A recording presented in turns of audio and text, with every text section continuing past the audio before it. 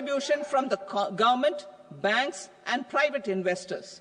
This fund of 15,000 crore rupees will aim for expeditious completion of another 1 lakh units. PM Gati Shakti data for private sector.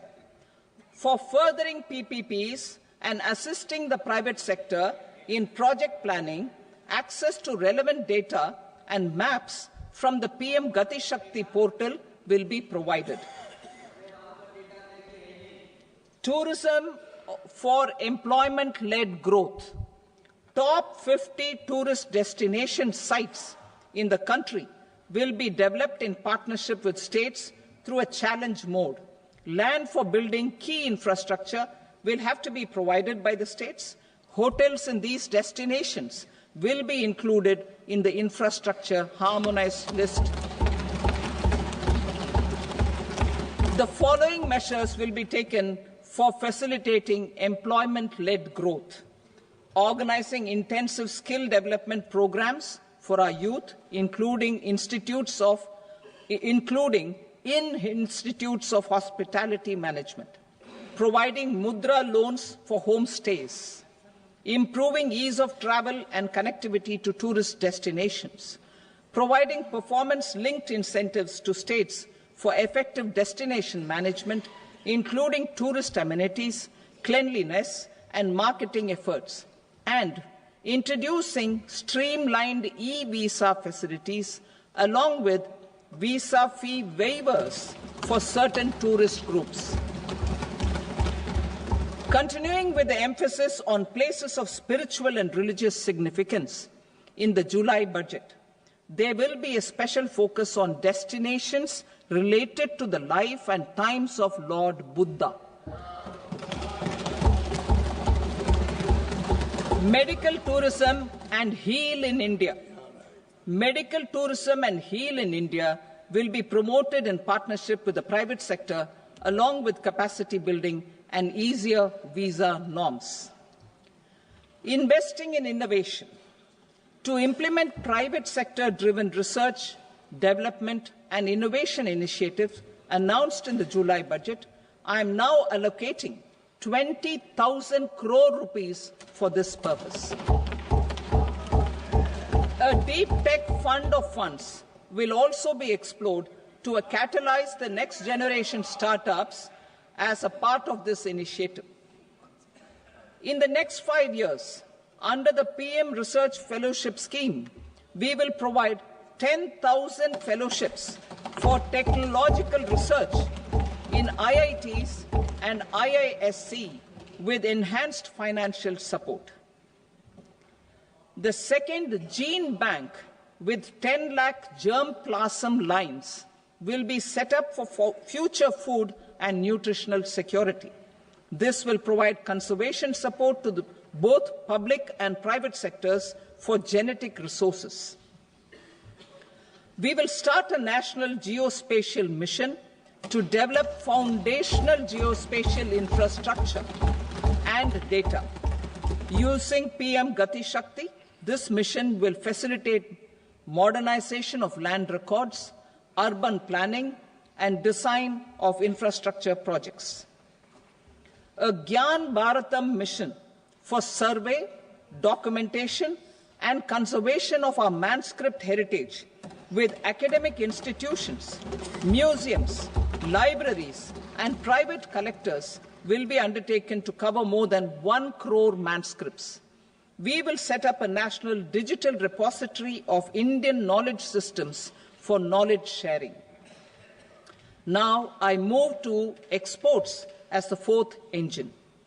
We will set up an export promotion mission with sectoral and ministerial targets driven jointly by the Ministries of Commerce, MSME, and Finance. It will facilitate easy access to export credit, cross-border factoring support, support to MSMEs to tackle non-tariff measures in overseas markets. A digital public infrastructure, Bharat Trade Net, for international trade will be set up as a unified platform for trade documentation and financing solutions. This will complement the Unified Logistics Interface Platform. The BTN will be aligned with international practices. Support will be provided to develop domestic manufacturing capacities for our economy's integration with global supply chains. Sectors will be identified based on objective criteria. Facilitation groups with participation of senior officers and industry representatives will be formed for select products and supply chains. Through this, there are huge opportunities related to Industry 4.0, which needs high skills and talent. Our youth have both. Our government will support the domestic electronic equipment industry to leverage this opportunity for the benefit of our youth. A national framework will be formulated as guidance to states for promoting global capability centers in emerging Tier 2 cities. This will suggest measures for enhancing availability of talent and infrastructure, building bylaw reforms, and mechanisms for collaboration with industry. Our government will facilitate upgradation of infrastructure and warehousing for air cargo, including high-value perishable horticultural produce. Cargo screening and customs protocol will be streamlined and made user-friendly. Reforms as the fuel. Over the past 10 years, our government has implemented several reforms for convenience of taxpayers, such as faceless assessment, 2, taxpayer charter, 3, faster returns, 4, almost 99% returns being on self-assessment, and 5, Vivad Se Vishwas scheme.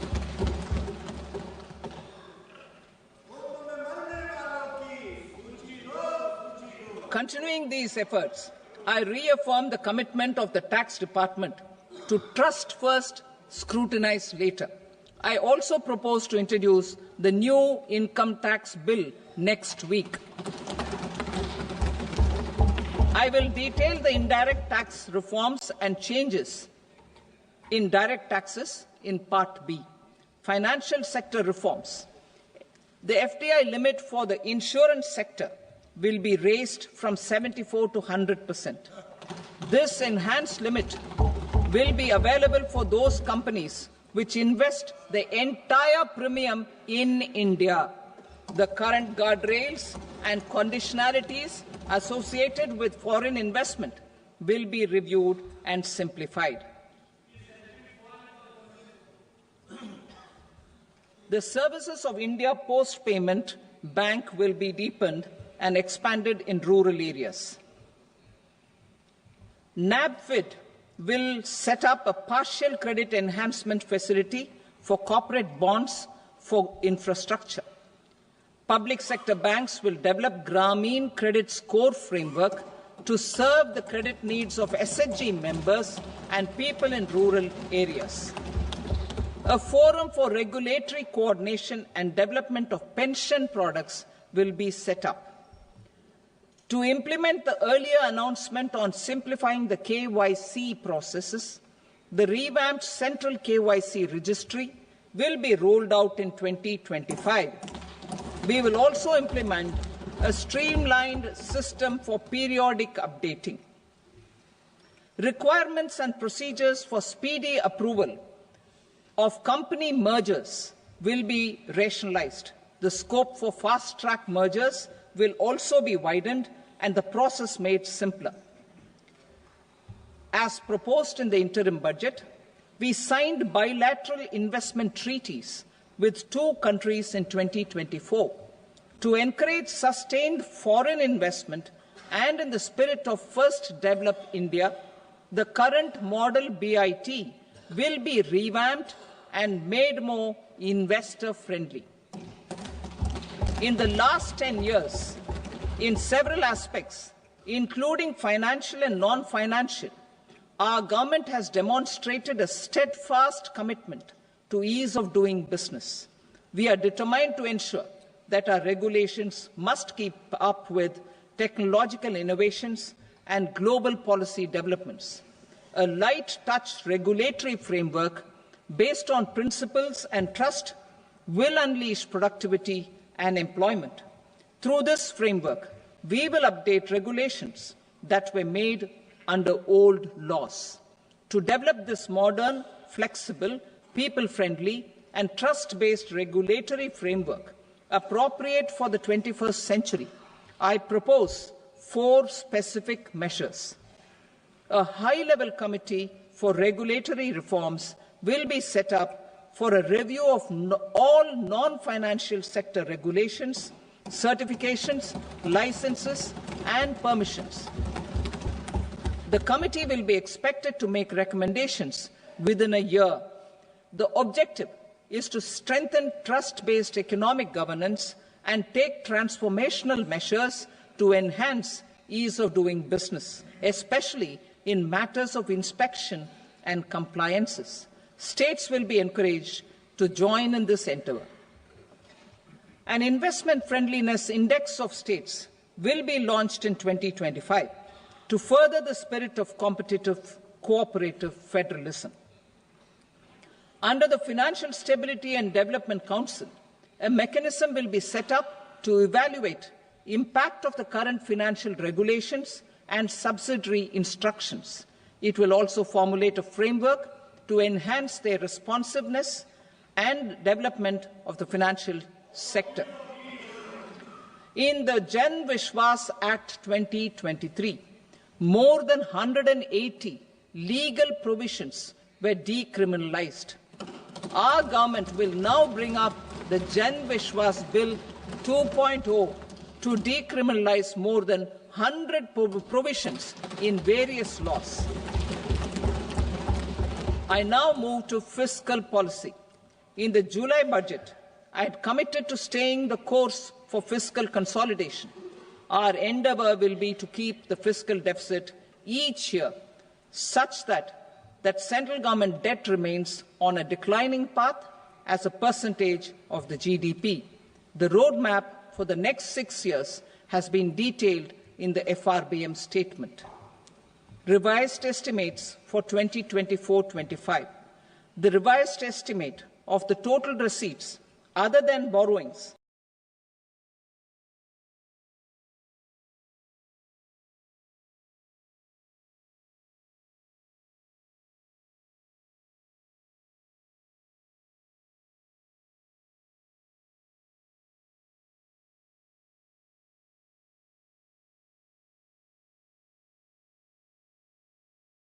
The revised estimate of the fiscal deficit is 4.8% of the GDP.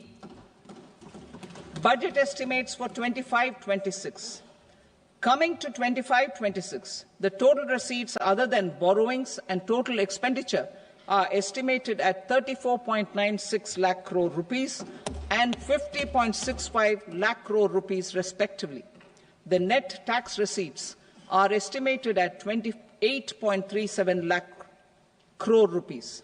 The fiscal deficit is estimated to be 4.4% of GDP. To finance the fiscal deficit, the net market borrowings from dated securities are estimated at 11.54 lakh crore. The balance financing is expected to come from small savings and other sources. The gross market borrowings are estimated at 14.82 lakh crore rupees.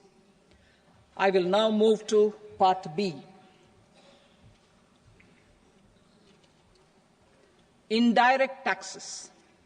My proposals relating to customs aim to rationalize tariff structure and address duty inversion. These will also support domestic manufacturing and value addition, promote exports, facilitate trade, and provide relief to common people. Rationalization of customs tariff structure for industrial goods.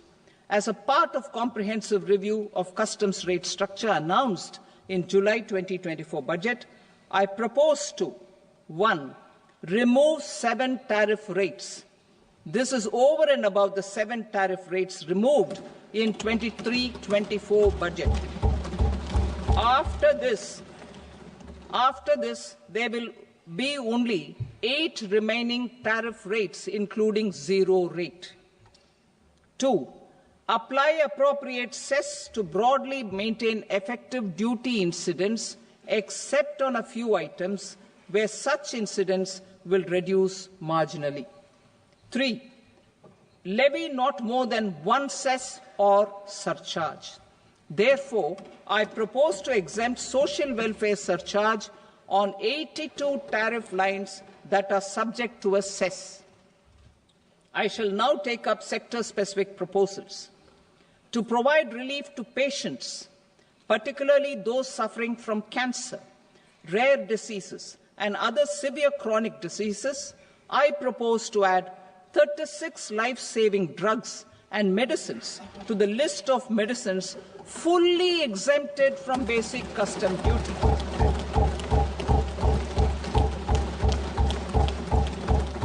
I also propose to add 6 life-saving medicines to the list attracting concessional custom duty of 5%. Full exemption and concessional duty will also respectively apply on the bulk drugs for manufacture of the above. Specified drugs and medicines under patient assistance programs run by the pharmaceutical companies are fully exempt from BCD, provided the medicines are supplied free of cost to the patients.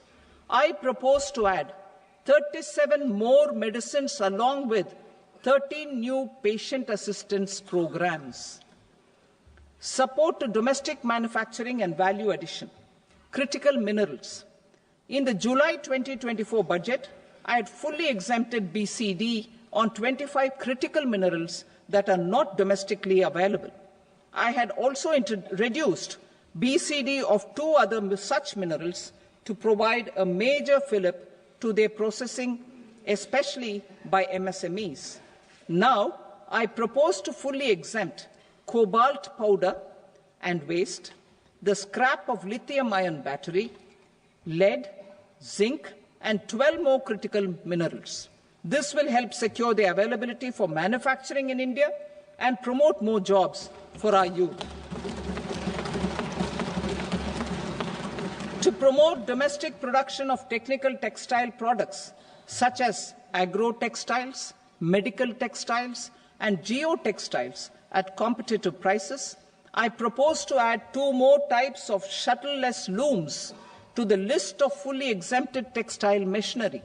I also propose to revise the BCD rate on knitted fabrics covered by 9 tariff lines from 10 or 20 to 20% or 115 rupees per kg, whichever is higher. Electronic goods. In line with our Make in India policy and to rectify inverted duty structure, I propose to increase the BCD on interactive flat panel display from 10% to 20% and reduce the BCD to 5% and other components. In 23-24 budget, for the manufacture of open cells of LCD, LED TVs, I had reduced the BCD on parts of open cells from 5% to 2.5%. To further boost the manufacture of such open cells, the BCD on these parts will now stand exempted. Lithium-ion battery. To the list of exempted capital goods, I propose to add 35 additional capital goods for EV battery manufacturing and 28 additional capital goods for mobile phone battery manufacturing. This will boost domestic manufacture of lithium-ion batteries, both for mobile phones and for electric vehicles. Shipping sector. Considering that shipbuilding has a long gestation period, I propose to continue the exemption of BCD on raw materials, components, consumables, or parts for the manufacture of ships for another 10 years.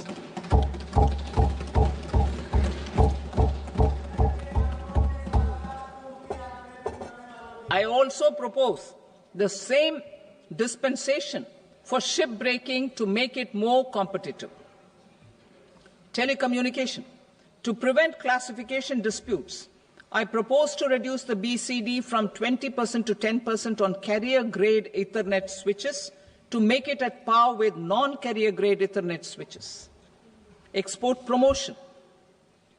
To facilitate exports of handicrafts, I propose to extend the time period for export from 6 months to 1 year, further extendable by another 3 months if required. I also propose to add 9 items to the list of duty-free inputs. Leather sector. I propose to fully exempt BCD on wet blue leather to facilitate imports for domestic value addition and employment. I also propose to exempt crust leather from 20% export duty to facilitate exports by small tanners. Marine products. To enhance India's competitiveness in the global seafood market, I propose to reduce BCD from 30% to 5% on frozen fish paste, surimi, for manufacture and export of its analog products. I also propose to reduce BCD from 15% to 5% on fish hydrolysates for manufacture of fish and shrimp feed. In July 2024 budget, to promote development of domestic MROs for aircraft and ships, I had extended the time limit for export of foreign origin goods that were imported for repairs from 6 months to 1 year and further extendable by 1 year. I now propose to extend the same dispensation for railway goods. Time limit for provisional assessment. Presently, the Customs Act 1962 does not provide any time limit to finalize provisional assessments, leading to uncertainty and cost to trade. As a measure of promoting ease of doing business, I propose to fix a time limit of 2 years, extendable by a year, for finalizing the provisional assessment. I propose to introduce a new provision that will enable importers or exporters, after clearance of goods, to voluntarily declare material facts and pay duty with interest but without penalty. This will incentivize voluntary compliance. However, this will not apply in cases where department has already initiated audit or investigation proceedings. For industry to better plan their imports, I propose to extend the time limit for the end use of imported inputs in the relevant rules from 6 months to 1 year. This will provide operational flexibility in view of cost and uncertainty of supply. Further, such importers will now have to file only quarterly statements instead of a monthly statement.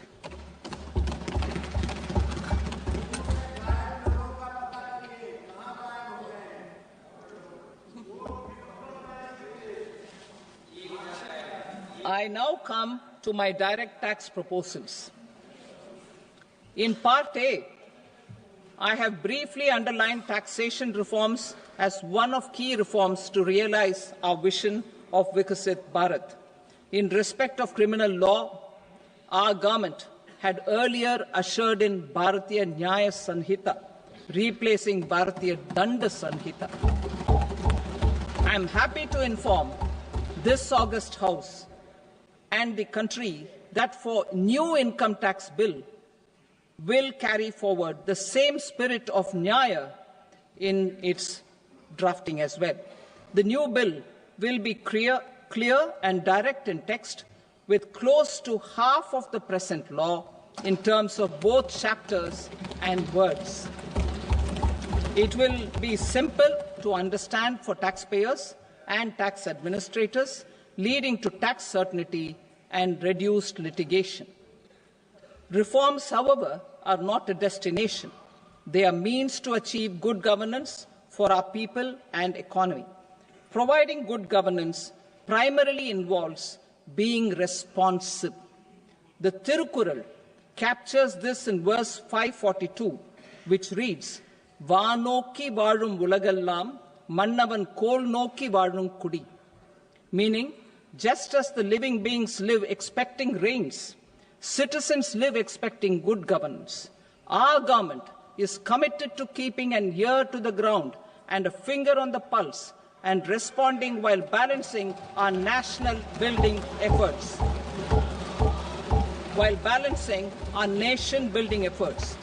The following measures will detail just how our government will, under the guidance of PM Modi, has taken steps to understand and address. I repeat that sentence, sir. The following measures will detail just how our government, under the guidance of PM Modi, has taken steps to understand and address the needs voiced by our citizens. My tax proposals are guided by this spirit. The objectives of my proposals are as follows. Personal income tax reforms with special focus on middle class. Rationalization of TDS and TCS for easing difficulties. Encouraging voluntary compliance. Reducing compliance burden.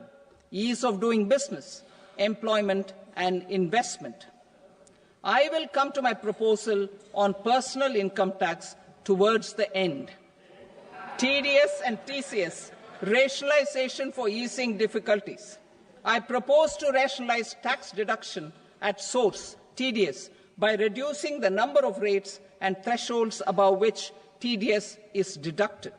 Further, threshold amounts for tax deduction will be increased for better clarity and uniformity. The limit for tax deduction on interest for senior citizens is being doubled from the present 50,000 rupees to 1 lakh rupees. Similarly, the annual limit of 2.40 lakh rupees for TDS on rent is being increased to 6 lakh rupees. This will reduce the number of transactions liable to TDS, thus benefiting small taxpayers receiving small payments. The threshold to collect tax at source, the TCS, on remittances under RBI's liberalized remittance scheme, the LRS, is proposed to be increased from 7 lakh to 10 lakhs. I also propose to remove TCS on remittances for education purposes, where such remittances is out of a loan taken from a specified financial institution. Both TDS and TCS are being applied on any transaction related to sale of goods. To prevent such compliance difficulties, I propose to omit the TCS. I also propose that the provisions of the higher TDS deduction will now apply only in non-PAN cases. In July 2024, the delay for payment of TDS up to the due date of filing statement was decriminalized. I propose to provide the same relaxation to TCS provisions as well. The government under the leadership of Prime Minister Modi believes in Sabka Saath, Sabka Vikas, Sabka Vishwas and Sabka Prayas. In line with this, we brought in updated return facility in 2022 for voluntary compliance by taxpayers who had omitted to report income. Our trust in taxpayers was proved right. Nearly 90 lakh taxpayers voluntarily updated their incomes by paying additional tax. Taking this trust further, I now propose to extend the time limit to file updated returns for any assessment year from the current limit of 2 years to 4 years. I propose to reduce the compliance burden for small charitable trusts and institutions by increasing their period of registration from 5 years to 10 years. it is also proposed that disproportionate consequences do not arise for minor defaults such as incomplete applications filed by charitable entities. Presently, taxpayers can claim the annual value of self-occupied properties as nil only on the fulfillment of certain conditions. Considering the difficulties faced by taxpayers, it is proposed to allow the benefit of 2 such self-occupied properties without any condition. To streamline the process of transfer pricing and to provide an alternative to yearly examination, I propose to introduce a scheme for determining arm's length price of international transaction for a block period of 3 years. This will be in line with global best practices. With a view to reduce litigation and provide certainty in international taxation, the scope of safe harbor rules is being expanded. A number of senior and very senior citizens have very old national savings schemes accounts. As interest is no longer payable on such accounts, I propose to exempt withdrawals made from NSS by individuals on or after 29th August 2024. I am also proposing to allow similar treatment to NPS Vatsalya accounts as is available to normal NPS accounts subject to overall limits. In my speech in July 2024, I had promised that all processes, including giving effect to appellate orders, shall be digitalized and made paperless over the next 2 years. So I'm happy to announce that digitalization is being made operational now. In July 2024, we brought in the Vivad Se Vishwas scheme to resolve income tax disputes pending in appeal. The scheme has received a great response, with nearly 33,000 taxpayers having availed of the scheme to settle their disputes. I have a few proposals to promote investment and employment. It is proposed to provide a presumptive taxation regime for non-residents who provide services to a resident company that is establishing or operating an electronics manufacturing facility. I further propose to introduce a safe harbor for tax certainty for non-residents who store components for supply to specified electronics manufacturing units. Presently, the tonnage tax scheme is available only to sea-going ships. The benefits of existing tonnage tax scheme are proposed to be extended to inland vessels registered under the Indian Vessels Act 2021 to promote inland water transport in the country. Extension for incorporation of startups. We continue to support the Indian startup ecosystem. I propose to extend the period of incorporation by 5 years to allow the benefit available to startups which are incorporated before 1/4/2030. In order to attract and promote additional activities in the IFSC, I am inter alia proposing specific benefits to ship leasing units, insurance offices, and treasury centers of global companies which are set up in IFSC. Further, to claim benefits, the cut-off date for commencement in IFSC has also been extended by 5 years to 31/3/2030. Category 1 and Category 2 AIFs are undertaking investments in infrastructure and other such sectors. I propose to provide certainty of taxation to these entities on the gains from securities, to promote funding from sovereign wealth funds and pension funds to the infrastructure sector. I propose to extend the date of making an investment by 5 more years up to 31st March 2030.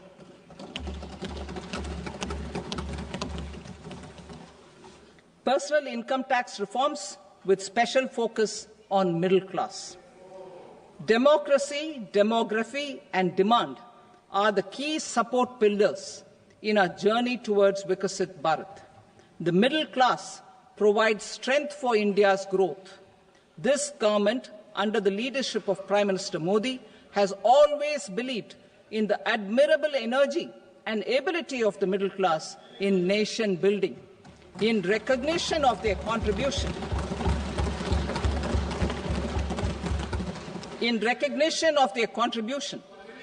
we have periodically reduced their tax burden.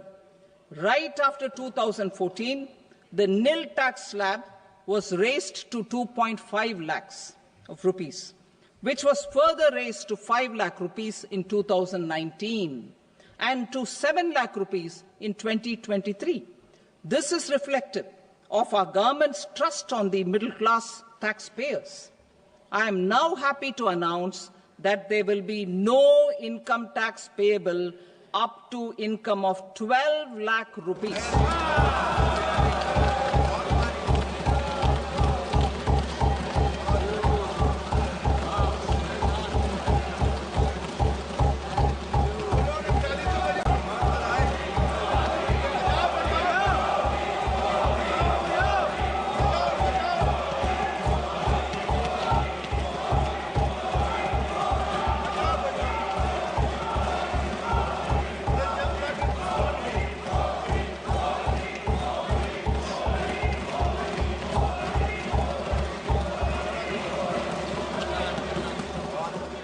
So, average income of 1 lakh per month, other than the special rate income such as capital gains, under the new regime. This limit will be 12.75 lakh for salaried taxpayers due to the standard deduction of 75,000. Slabs and rates are being changed across the board to benefit all taxpayers. The new structure will substantially reduce the taxes of the middle class and leave more money in their hands, boosting household consumption, savings and investment. In the new tax regime, I propose to revise tax rate structures as follows: 0 to 4 lakh rupees nil, 4.8 lakh rupees to 4 to 8 lakh rupees 5%, 8 to 12 lakh rupees 10%, 12 to 16 lakh rupees 15%, 16 to 20 lakh rupees 20%, 20 to 24 lakh rupees 25%, and above 24 lakh rupees 30%. To taxpayers up to 12 lakh of normal income, other than special rate income such as capital gains. I read that again. To taxpayers up to 12 lakh of income, other than special rate income such as capital gains, tax rebate is being provided in addition to the benefit due to slab rate reduction in such a manner that there is no tax payable by them. The total tax benefit of slab rate changes and rebate at different income levels can be illustrated with a few examples. A taxpayer in the new regime with an income of 12 lakh rupees will get a benefit of 80,000 rupees in tax, which is 100% of tax payable as per the existing rates. A person having income of 18 lakh rupees will get a benefit of 70,000 rupees in tax, that is 30% of tax payable as per existing rates. A person with an income of 25 lakh gets a benefit of 1,10,000 rupees, that is 25% of his tax payable as per existing rates. Details of my tax proposals are given in the annexure. As a result of these proposals, Honourable Speaker, sir, revenue of about 1 lakh crore in direct taxes and 2,600 crores in indirect taxes will be foregone. Mr. Speaker, sir, with this, I commend the budget to this august House.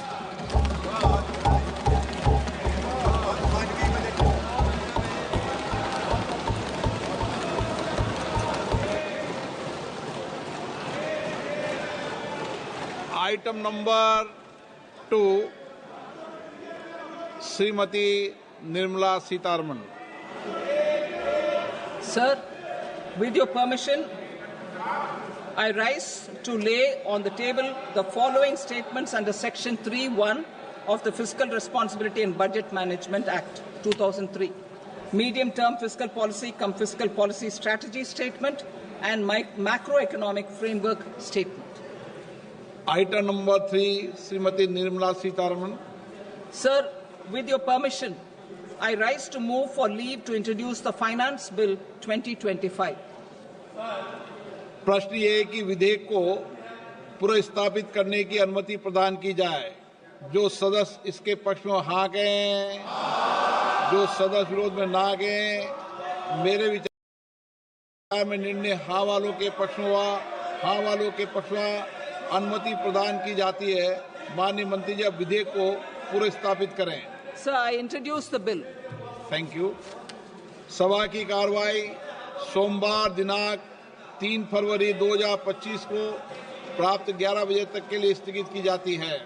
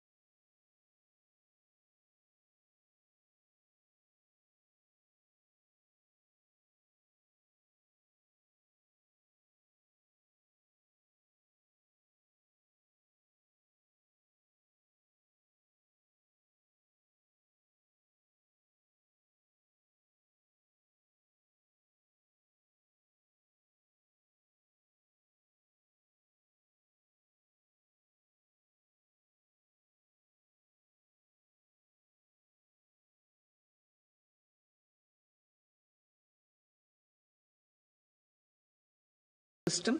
2. Targeted development and propagation of seeds with high yield, pest resistance and climate resilience. And 3. Commercial availability of more than 100 seed varieties released since July 2024. India ranks second largest globally in fish production and aquaculture.